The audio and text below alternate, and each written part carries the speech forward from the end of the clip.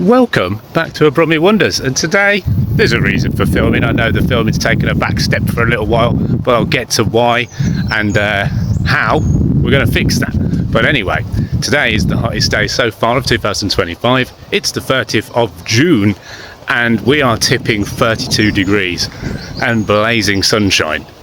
Now, Tenerife last year was nowhere near this. This is British heat. It's so moist. It's lovely. I'm a fan and enjoy trying to adapt to it and not hide in the house all day. But of course, with the baby and the dog, they are not welcome out in these conditions. So it's a solo walk today, just to see what the world's like on a day like this. Are people everywhere? Are the schools closed? The park's busy? So far, no to the busy park. No to the closed schools. They seem to be in session, walking past the playgrounds, not for any reasons. And yeah, what else am I doing? Whilst it's hot, the plants are acting kind of erratically, and basically it's the gorse trees, gorse bushes, that have started to dry out and crackle in this extreme heat, which causes cool little noises as you walk around, but also the explosive dispersion of little seedlets will start flying all over the shop. So it's different. I've never heard this before, but I'll show you what I mean. Yeah, we visited the gorse bush a few times on this channel, usually in the kind of early spring when they're green with their lovely yellow flowers that you can eat. They taste a little bit like apple skin. They smell a tad like coconut, but they're not like the most filling or fulfilling food on the planet. But you know, that's what we're talking about. The spiky ones that get in your way. They're the ones that have now dried out to a point where they're crispy brown, and the little seed pods inside are building up pressure because of all this heat, exploding, spreading their seed all over the place. What a mess. And ready for the next year, season. Apparently they shoot them a fair few meters, so you know, maybe the whole path will be covered in gorsage in the future, or maybe not. But anyway, interesting, isn't it? The sound, pretty nice. Sounds like your cereal when you were little. Which brings me on actually to a little this morning I finally found out. Let's cast our minds back to the Big Baby Pop lollipop stick. I think they were called Bottle Baby Pop in America, it turns out, and I've only found that out because I've been trying to find the advert for it that I definitely remembered from when I was like 10 or maybe 8. But basically, Big Baby Pop, it was it looked like a baby's bottle. It had a dummy in the top. You twisted it off, licked it, stuck it in, shook the dust a little bit like a dib dab, and then you popped it back in your gob and enjoyed that sugary hit. Now, America and the internet seems to remember it being Big Baby Pop. You lick the pop, dip it, shake it, and lick it again. And that is not what I remembered. I remembered Suck It being part of the tune. And as horrific as it does sound as lyrics for children, that is definitely what I remembered. Now Google it. Go Big Baby Pop, dip it, lick it, shake it, and suck it. Google that for me now. And you'll have no results because it's going to be it's going to be telling you that it's actually lick it again, which never worked for me, and I've never heard that in my life until these days. Is this one of those Mandela effects, you know, where everyone thought Mandela was already dead when he died, and everyone's like, oh, our collective memory's all mashed up. But I definitely remembered it being Suck It at the end. And this morning is the day I finally found that advert, courtesy of some guy who caught it on Cartoon Network in 2002. And indeed, it's Big Baby Pop. Dip the pop, lick it, shake it, and suck it. So we're going to listen to both, see if you remember these. Big Baby Pop, it's a Big Baby Pop. Just lick the pop, dip it, shake it, then suck it. Big Baby Pop. Now in rainbow flavors. Hey, it's Baby Bottle Pop. It's a Baby Bottle Pop. Just lick the pop, dip it and shake it, and lick it again. It's a Baby Bottle Pop. Baby Bottle Pop. Baby bottle pops, a candy pop. Yeah, the interesting thing is actually someone on Reddit posted some litter the other day, and they had the blueberry version still with its wrapper and everything's still good. So you know, some of these plastics do not break down as fast as those plastic bags in your cupboard, but actually pretty interesting when they do stick around, isn't it? Right, on with the day. Today's plan actually is to go to the Highcroft Community Centre and test out some tents ready for Upton Festival, which is in 2 weeks' time. We've got to take the baby and the dog and the missus and the family are going, and we're going in the Talbot Express. We're going in the T4. My sister's got a tent box, so you know we're going for it this year. But we just need to figure out, yeah, a tent for outside the van because we can't all sleep in there. We might need the cot. The dog might not enjoy it. The baby might not even put up with camping, and it's going to be 3 nights in potentially hot weather. So we're going to look at all the old tents from like 10 years ago and see how they're getting on, because we never aired them out, so obviously they might be buggered, and then go from there. Then we're going to do a test camp next weekend at the Miners Standard, hopefully over in, is it the Lake District, the Peak District? Derbyshire Dales, I think. And give it a go. So there's going to be a fair bit of cool, wholesome family content for you, because I have been lacking recently, and I'm sorry.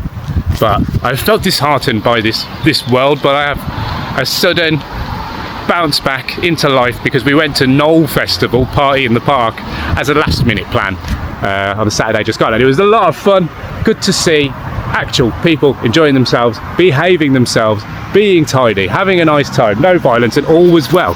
And this is what I'm talking about. We've got people using the park as fucking bike path, which is very annoying. That's just not on. But there we go. But like, how do you complain these days when anyone on an electric bike can use the park for the same reason? The only difference being, oh, he doesn't have a license plate either. Fantastic. But the only difference being the sound of an engine, right? And the electric bikes don't have license plates either. Registration plate, whatever.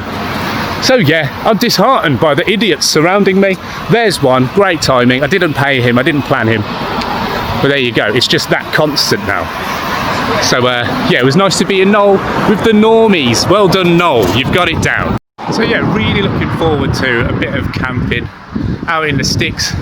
Good people, good food, good music and all that. Because I'm sure, like many people, this year, this summer, maybe just from spring onwards, but it's been really, you're feeling the fatigue of all the crap that's just constantly happening. Okay, Ukraine and Russia. That was fine. That was straight after lockdown, wasn't it? And now, obviously, Palestine, Israel, now Iran, and now talk of North Korea, and just all this constant crap, and power cuts, and climate change, and just all this stuff. There's no good news in being in existence at the moment. So just trying to ignore it, to be honest. I'm trying to stop with the news. As much as I enjoy trying to stay in the loop so I can have an opinion on these things, I give up. I mean, literally just yesterday at Glastonbury Festival, I'm sure you've seen it because it's all bad news and it's there all the time, but you've just had these bands that were really annoyed that the BBC weren't going to show up, pretending that the BBC is anti-propaganda, where it's all about the propaganda. Oh god, it's just been very annoying. I'm not going to mention the band names because it's been cringy as hell to witness, and hopefully they disappear off the face of the planet and we won't hear about them again. But I'm just done with all the crap we're being served, basically. Off the back of that, I'm sure if you go back in the channel you'll see videos about the Stockland, the old M&B pub, straight from the 1908, I think, maybe a little bit later, I can't remember, but it's been here the whole time. It's survived the whole time. It was here when the tram lines were put in and removed. They are stalwarts to the area. Now unfortunately, all planning permission has been basically refused for the alleged curry house and shisha smoking bar, and now word on the grapevine is we're getting an exciting new mosque in the area. Fantastic. So I think I've said it in a video before, but I'm not sure if I've posted it, but I very, very much highly doubt that the building as is going to survive the next few years, maybe year, because they're going to want that land nice and clear for the big new mosque, I imagine. But you heard it here first, but we'll see. But I'm holding no hope for that one. It popped up before I could start recording, but this is the one that I used for my solo camping expedition at Bloodstock Festival when I was like 13 or 14. Ended up going on my Tard, and it was brilliant. And this was the one, and it's just popped up. All good, colours still nice. And the interesting artefact in there from, I'm guessing, 2014-ish is 20 deck of, I'm saying Rothmans. Maybe they were Chesterfields. $5.99 for 20 fags, guys. European prices. these days. I guess you're knocking £20 for the same thing. It's super sad to be alive these days.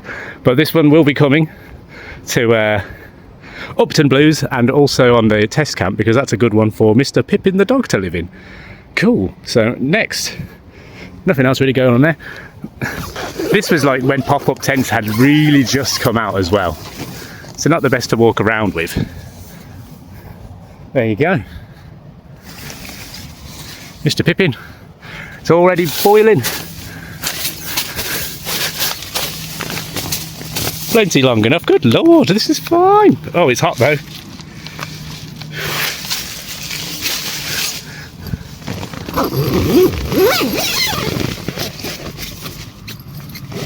Can't remember having any issues with rain.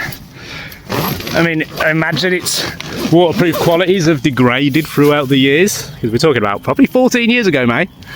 So, whew, there we go. Lovely. And we are testing these out today in the lovely grounds of Highcroft Community and Social Club. I think this used to be a bowling green back in the day, and now it's a bit of a five-a-sidey football-y kind of setup. But wow. Oh my God. Right, next tent. It's a big boy, all the way from probably 2009. So we'll try it out, but it's a huge one. Which, yeah, I think me and my school friends shared. Yeah, we were in year 10 maybe, and Alfie was in year 9. So it's been a little while since it was out, but we'll see how it goes. Number 2, mostly intact. A few of the old, what do you call them? Tent pins, the ones on the little key ring that goes into the pole. Bent and missing some, but that's fine, isn't it? No memorabilia from back in the day in this one. I don't think my sister smoked. She was telling the truth. But big enough, got a bit of a decking area. Fine for a baby and a mummy and a couple of bags, but we will also have the camper van. So I think considering they are charging at Upton now per person, not per tent, we're going to take quite a bit. So that's coming with us, the van's coming with us, that's coming with us, that's coming with us, that's the parents. And yeah, it should be exciting, shouldn't it?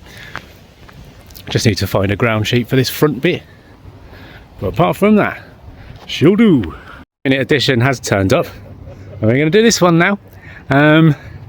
So yeah, after quite a heated debate, I would call it, my dad, he insisted that this one didn't exist, and that was that one. But my mum's like, no, that one definitely exists, and she got a photo out of it. And then like, okay, yeah, it exists. And then it turned up in a cupboard that she was looking in all morning anyway. So that's good. We're all getting along. I am building these on my own, and it's very stress-free. So let's try the Enigma High Gear Elite 5. It's a tall one, so yeah, this one's like fairly basic and is what it is, and it would have been fine if we had to deal with it, but this one is the size of a Citroen Picasso, so we're going to try that now. The Enigma Elite 5, last used when do you reckon? 2016? 19? Okay, fresh. Turns out high gears really do hold on to their colour quality, because the pop-up from, what, 2014, still looking very red and nice. And this one also very nice with the huge, it's all built in, so much easier with the built-in floor and that. This was left in situ from the last pack down, so that was perfect. There's power inlets here. Ooh. And over there. Ooh. But yeah, spot on. This is going to definitely be good enough for a cot, a mama, some bags, maybe a dad, maybe a dog if all goes wrong. But we have got Hugo the van to use as well, so we have to try and use everything. The red van, the red tent's going to come too, because that can be like an in the day shady, you know, chilling thing for the dog. But yeah, this is nice, very big, and your 6'4" narrator can stand up in air, which is pretty good. Just about. There you go. For context, looks a little bit like the town square in many city centres now, actually. Slightly fancier than the Labour kit that they give out, but there you go. Free in a couple of hours on the hottest day of the year. Round of applause. Googling things, if there's anyone in the comments who wants to explain to me how this witchcraft works, because it's not electrified, it's not motorised really, but only when there's water running through it will this thing pivot back and forth. It's got various settings. I'm getting wet. So how does that work? Is there a spring that only works when water's going through it?